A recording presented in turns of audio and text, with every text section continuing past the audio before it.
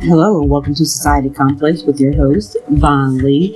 And thank you so much for joining me today on Wind Down Wednesday for our new series on wine vocabulary. Now, learning wine terms and descriptions are very, very important on your wine enthusiast journey for several reasons. Knowledge of something gives you a deeper understanding and a better appreciation for what you're doing, or in this case, what you're drinking. So knowing what's in your glass, from knowing to what you're tasting and smelling, makes it all the more enjoyable. So once you can grasp a few key terms and understanding of something, it can definitely open up a very new and exciting experience. Then you'll begin to know a little bit more about what you are spending your hard-earned money on over the weekend or sometimes just after work. There's so much to learn on the adventure of wine, from the grapes to the tasting of the beautiful essence that comes from them, straight into your bottle or decanter, and then what is poured into your glass. So there are many different wine descriptions. There's probably thousands and thousands and thousands. So kind of break them up into categories and subcategories and things like that. Which is why I chose to start the series, the wine vocabulary, right now. So there's plenty, like I said. So there's aroma vocabularies, tasting vocabularies, varietal categories in terms and descriptions and things like that. So today what we're going to learn about is some tasting terms. So tasting terms can usually be broken up into about 4 different categories. So you have the fruit level, sweetness level, body profile, and finish. So that's when you start hearing words like juicy, New World style, friendly, steamy, fruit forward, elegant, bone dry, jammy, even, and even stalky. Those are type of words when you want to start describing fruit levels and things like that, body profile, sweetness. So there's plenty of other words that go into that, which is what we're going to actually talk about on our next episode on Wind Down Wednesday. So our next one, make sure you stay tuned for that one. It's going to be very, very interesting because we're going to go over some wine descriptions. So there's about 12 main categories of those. We're going to go over that next week. So that way we will get those also. And that one's sure to be very, very interesting. So first one is, like I said, the fruit level. Now, you want to start with identifying the fruit level in the wine, because these, like I said, I should go back real quick. These 4 categories will definitely give you what you want out of your wine. So say you're going to, I don't know, your Total Wines, which I know a lot of people buy wine from there. No affiliation or anything with them, but I use Total Wines because they are a very descriptive store. So if you ever go in there, you'll see it, like on the top, you'll see the descriptions. They have fruit forward is one description that they have. Then they also have local wines, Bordeaux, Chardonnay. They break them up into categories. So if you know some of these terms that I'm getting ready to give you today, it'll help you actually pick out what you want to like what you have a taste for. It may also help you find your favorite type of wine. Okay, so we start by identifying the fruit level in the wine. So it doesn't matter when it comes to this how light, rich, sweet, or dry.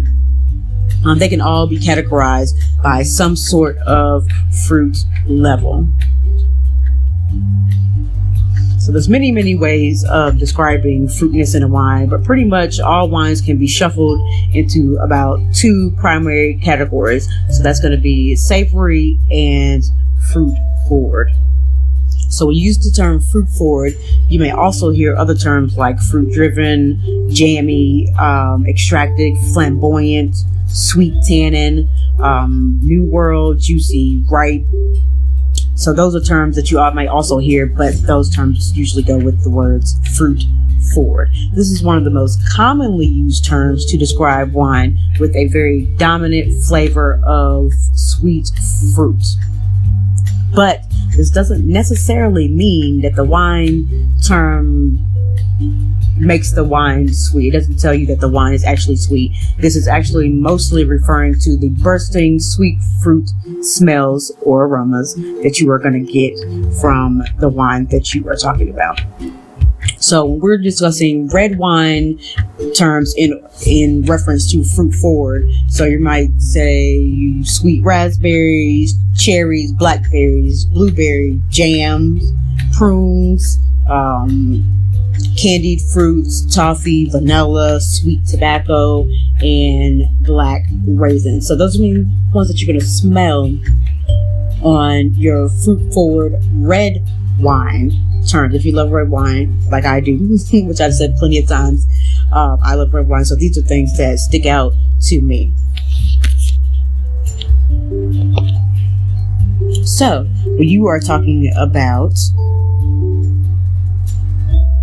fruit forward, as you were talking about referring to white wine, you're going to talk about sweet Meyer lemon, baked apples, cantaloupe, creme brulee, ripe peaches. You also have vanilla going right back in there, caramels, mangoes, sweet pineapple. So those are going to be some things that you're going to look for. You're going to know that those are fruit forward. Just like I was in Total Wines the other day, to use them again, and I bought a actually pretty delicious blueberry wine. Didn't exactly taste like blueberries, but it definitely smelled like blueberries. I got some hints of blackberries in there, so it was really delicious, and it was only about $5, so you can't beat that. Okay, so moving right along, our next word that we're going to go with under the fruit forward category is savory. So savory, some other common terms that you might hear along the way with that word. You might hear herbaceous, earthy, high minerality, steamy, vegetal, closed, elegant, bone dry, food friendly, rustic, and earthy. So some of these terms we've actually already went over, like herbaceous. Those are where you have your herbs, aromas coming in. Food friendly, that just pretty much means that you are going to be able to pair some of these savory wines very well with food, so that hence food friendly. Then bone dry, elegant, vegetal we haven't went over, but really quickly that's when you start talking about vegetables. So you green pepper, asparagus, things like that. So savory, earthy, and herbaceous wines. Like I said, these are fruit forward wines, and these terms don't really do the wine profile that much justice, but it will help you to describe the dominant flavors of the wine in the not so sweet category. And it's not that the wines aren't fruity. In fact, they're pretty much loaded with fruit flavors, but they're going to be in tart, sour, of the bitter spectrum when you're talking about savory. For example, just like I was just talking about blueberries, but another one is cranberry and raw black currants. So that's something that you will be looking for in that. Like I said, some of them, they really are sweet. Like I said, that blueberry one isn't that sweet, but it was pretty sweet. But I've tasted plenty of other wines, because I also had a pineapple wine last night, and that was very, very good. But it was actually sweet. Not only it's the aromas, but it actually tasted sweet. So when you're talking about savory and you want to go with talking about red wines, like I already said, cranberry, you're gonna have some rhubarb. Aromas going on, charcoal, tobacco, very mineral driven, wood smoke, leather, sage, dried herbs, wild blueberries. You may even get a little bit of smell of green pepper, green bell peppers, olives, green peppercorns, stuff like that. So in the savory white term category, you're going to get some limes, lemons, jalapenos, even. You're going to chalky kind of taste, again, minerals, apple skins, bitter almond, green papaya, thyme, and maybe even gooseberry in those. So the next one is the sweet level, which is going into our 4 categories, is the sweetness level. So this is when you're going to start hearing things, roots, bone dry, semi-sweet, sweet, things like that. So wines, they get their sweetness from residual sugar, or sometimes you might see it as just RS, which is leftover glucose from grape juice that wasn't completely fermented into the alcohol. However, though, our senses kind of pick up on the sweetness in a lot of different levels. So to keep it simple, though, we use to categorize sweetness in still about the 4 levels of sweetness. So we're going to talk about those. So bone dry. This term is pretty much self-explanatory if you ask me. It's extremely dry. So you have extreme dryness with no residual sugar or RS. And it's usually accompanied by a presence of astringency. So red wines, they get that astringency from tannins, which we've already went over, which gives you that pucker feeling. So it's, that feeling like a steep tea that you steep way too long. That's what tannins is. And then it's going to be their savory or bitter fruit flavors. But white wines, they get their astringency from quality that is referred to phenolic bitterness. So, but this often describes like the taste of grapefruit, stuff like that. Okay. So, but there's different levels of sweetness. So you have dry, off dry, medium dry, or semi-sweet, medium sweet, and then sweet, or you might see very sweet. So dry, most still wines fall into this category, even though our taste buds might tell us something differently. But dry wines usually range from no residual sugar to about 1 gram every 5 ounces of serving, which is your 150 milliliter bottles that you might see. But some superior premium red wines, they rarely produce, and they usually have more than 1/3 of a gram of sugar per glass. So a quick comparison that you can go off of that, say a packet of the Sugar and Raw contains about 5 grams of sugar, and then a 5-ounce serving of Coca-Cola has 16 grams of sugar. Just in case you're looking for a comparison there and you want to do that. So off dry, so that's still going into our category of sweetness level. So off dry, this is a very, very popular term that describes wine that has a touch of residual sugar, maybe about 2 to 3 grams of residual sugar per your 5-ounce pour. So most off-dry wines, they usually are white wines, but on rare occasions you can find a high-quality Italian red wine that's going to fall into the off-dry category. So high acidity wines such as your Rieslings, they're going to taste more dry, and then a lower acidity wine at the same actual sweetness level. So your acidity and your sweetness level are going to be different, but it is going to still be off dry. So the next one in our sweetness category, our sweetness level, is sweet. Now, sweet wines, they usually refer to dessert wines. So dessert wines, obviously, kind of right there in the name, goes with many, many different desserts. But they usually, like I said, they fall into the sweet part of the sweetness level category, but they have a wide range of sweetness when it comes to dessert wines, varying anywhere from 3 to 28 grams of sugar per your 5-ounce glass pouring. just depending on the style. Okay. So, but just a tip here, a little thing here. Champagne sweetness levels in sparkling wines use terms like brut and demi-sec. Okay, so we'll eventually go over that, but that's just a fun little tidbit. So the next one we have in our wine tasting category is the body profile. So this is when you're going to start using words, which some of these we're going to go over next week, like I say, because they're going to be in our 12 categories.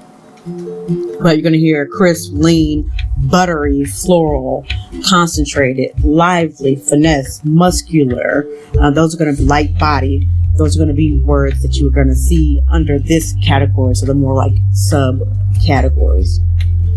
So by now you probably have a pretty good understanding of the two primary fruit categories and sweetness. So now we can focus really quickly on the body. Think of the body of wine kind of like the difference between skim and whole milk, right? So of course they have many different factors that affect how we perceive body, from alcohol level and tannins to acidity. So it's actually not quite a exact science. But when you're talking about skim and whole milk, obviously, you know, skim milk is going to be a little thinner, which thin is also can be used to describe wine body, which is in the body profile, and whole milk is a little bit thicker, right? So you can also use the word thicker to describe a more full-bodied wine, which is why we use the reference of skim and whole milk. But now, some wine varieties, they do fall into all three body styles, depending on how they are made, which is why it is important to see and learn these wine categories, do wine tastings, and things like that. So, some of the words that go under body profile we will discuss after this brief short break, so make sure that you stay tuned for Wine Down Wednesday.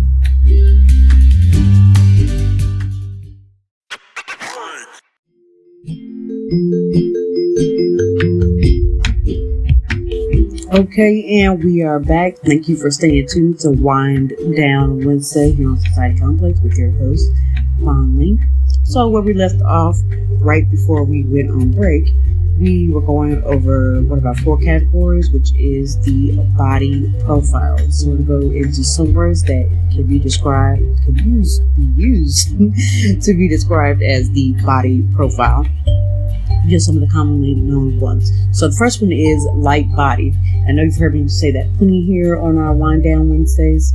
So light body is when wine kind of sits in your mouth and it's more like a delicate, unsweetened iced green tea or something, a refreshing drink like say lemonade in the summer, something like that. It's more of a refreshing, light, sweet, crisp, thin wine. So they may still have a long aftertaste that kind of tingles on your tongue, but they don't fill your mouth, kind of like what we just discussed, whole milk, right?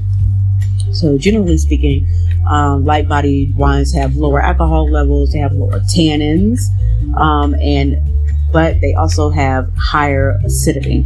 But there might be a few exceptions to this rule, like I said, depending on what type that you're buying or where your wine is coming from. So light body, when you're talking about red wines, you may hear some words subtle, delicate, like I just said, elegant, crisp, finesse, bright, floral, and crisp. Okay, and don't worry about if you don't know what some of those words under that light body red wine comes to be, because like I said, we will go over those next week. So don't be scared, just wait and see, what some of these words mean, or you can try to think about them and let me know what you think they mean. You can tweet me at Society Complex 1 on Twitter, or you can find me on Instagram at Society_Complex, or you can look for me on Facebook at Society Complex. So when we're talking about light-bodied white wine, you may hear different terms such as light, zesty, airy, racy. You may hear that word crisp again. You may hear long, tingly, finished, zippy, brilliant, lively. Those are going to be used to describe white wine that are light-bodied. So another one in our body profile is medium body. And this term doesn't really need to be applied to white wines as much as it does red wines. Red wines, on the other hand, like I said, they benefit more from this third category very, very much. Medium red body wines are pretty much right in the middle of the spectrum between light red with lower tannins and then a full-bodied red wine, which is going to have very high tannins. So medium-bodied red wines are usually called food wines. So the red wine terms that you're going to hear with medium body, you're going to hear, like you've already heard me say, food-friendly, moderate, juicy, soft, mellow, fleshy, even tart, juicy. You may even hear the word spicy, right? So just a little another tip here, right here. Several classic medium-bodied red wines. They usually use little to no oak aging. And I did go over oak aging before, so if somebody can tell me what oak aging is on Twitter, which you can tweet me at Society Complex 1. I have something very, very special for you if you can tell me what oak aging is without looking it up, because you're going to need to tell me what episode that I said it in, right? So you let me know that, and you can also let me know what the word tannin means. So that is a really popular word here on Society Complex on our Wind Down Wednesday. So if you can tell me what oak aging is, and you can tell me what tannins is, and you can also tell me what episode that I use these words in, because there might be one, there might be more than one, I don't know. Have you been listening to Society Complex here on Wind Down Wednesday? So if you can tell me the definition of those two words and what episode that they are on, I have something very, very special for you. So make sure you tweet me at Society Complex and let me know. So the next one, moving right along here in our body profile, is full-bodied. So full-bodied, as again we have compared to whole milk, it's going to fill your palate with intensity and texture. And it's a general rule that full-body wines have higher tannins, right? And they usually have a heightened level of alcohol. So they're usually going to be at least 13.5 to about 14% ABV. So alcohol and tannins, they act more like textures on your palate, which is why they are key components in a full-bodied red wine. Some full-bodied red wines stand on their own. They don't really need to be matched with food, but full-bodied red wines are great match for food, especially red meats. So few red wines are bold with bitter tannin that they almost need a rich fatty food, like I said, like steaks, to smooth out the tannins. So for full-bodied red wines terms, you might hear something said like rich, lush, firm, structured, muscular, which is why they are full-bodied, right? Concentrated, hot, high alcohol, obviously high tannin, bold, intense. Those are words that you're going to hear when you're talking about full-bodied red wine terms. So when you talk about white wine terms as in reference to full body, you may hear buttery, oily, lush, and rich. So our last one here in our 4 categories of wine tasting terms, we're going to talk about the finish. So a lot of people pause after they first taste red wine, especially because of the effect of the aftertaste, and the finish has a lot of flavor in that. So the finish is just defining a factor between mediocre and an awesome tasting wine. So there's different types of finishes, right? So some of the most common ones are a smooth finish. So you're going to hear something like plush, round, velvety, supple, creamy, buttery, lush, soft, silky, things like that. Those are the words you're going to hear when you're describing a smooth finish, or words that you can use to describe such a finish. So smooth isn't really like a detailed enough description for that. So they are broken down into about 3 different types of smooth finishes in reference to your wines. So a tart smooth finish is a common style of finish on a higher acidity wine. So you can begin with a tart fruit flavors and then have a supple bitterness on the finish. But for the most part, this style of finish is very common in wines from a cool climate wine growing region or from a cool vintages. The super premium light white wines, they're going to leave more of a tingly tart finish, which is considered great quality, and it usually lasts up to about 5 to 20 seconds. So the next one here in the 3 types of smooth finishes is sweet tannin finish, or you may hear smoky sweet finish. So this style of finish is what you get when you have oak aged red wines. There's that word again, oak aged, right? So the next one you have in this part is dried fruit finish. It's going to still be in your smooth finish category. So this style of finish is often found in aged red wines and red wines that have a lighter in body and made with less oak aging. So the next finish that we have is a spicy finish. So when you say spicy finish, you might also hear the words sharp, balsamic, peppery, lean, edgy, like that, but that is describing a spicy finish. Wines are sometimes described as spicy, and this trait can be more intense in the finish of wine. The sensation of a spicy wine is like a sharp, burning sensation that could be kind of compared to, let's say, wasabi or horseradish that you get, all in your sinuses at the top of your nose. And you feel that burn, a sharp burn, that's a spicy finish. It's spicy, okay? That's what we think about that. And so most of the time this is going to be it's like an alcoholic burn. So it's a type of finish, but this is not always the case when you're talking about this. But things with a spicy finish, one of my favorite wines is Cabernet Sauvignon, right? So that has a very spicy quality to it.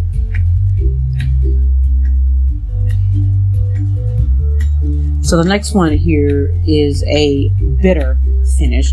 So bitterness is usually in red wines, and that is from the tannins, and bitterness in white wines. This is called phenolic bitterness. So bitterness is more like an astringent feeling that has a sensation of the scraping kind of inside your mouth. So we know that this sensation in red wines is because of the interaction between proteins and the saliva and a type of tannin called condensed tannin that will build up on your palate over time as you continue tasting your different types of wine, different qualities of wine, and things like that. So a bitterness on the finish sometimes is unpopular, but can actually be pretty amazing if this is what you're into, especially if you are doing some wine pairing with some rich and fatty foods. So when you're describing this finish, bitter, so when you're talking about red wine terms and that goes with bitter, you might hear chewy, firm, dried herbs, harsh, grippy, angular, coarse, or dense. Those are the words that you're going to hear. And then for bitter white wines, you're going to hear almond, chalk, green mango, bitter almond, green almond, words like that. Okay. So thank you so much for joining us today for our Wind Down Wednesday. And again, make sure you follow me on social media. You can find me on Twitter at Society Complex 1. You can find me on Facebook at Society Complex. And you can also find me on Instagram at Society_Complex. And you are definitely also welcome to shoot me an email at societycomplex10@gmail.com. And don't forget that if you can tell me what the words aged means, and you can tell me what tannin means, and you must tell me the episode that I said those definitions in. It might, like I said, it might be 1, it might be 2, it might be 3. You at least got to give me one that those were used in. Okay, so make sure you tweet me about that at Society Complex 1, because you can tell me what those mean. The first 3 people, I'll have something very, very special to send out to you. So thanks for listening, guys, and I will see you next Wednesday for Wind Down Wednesday.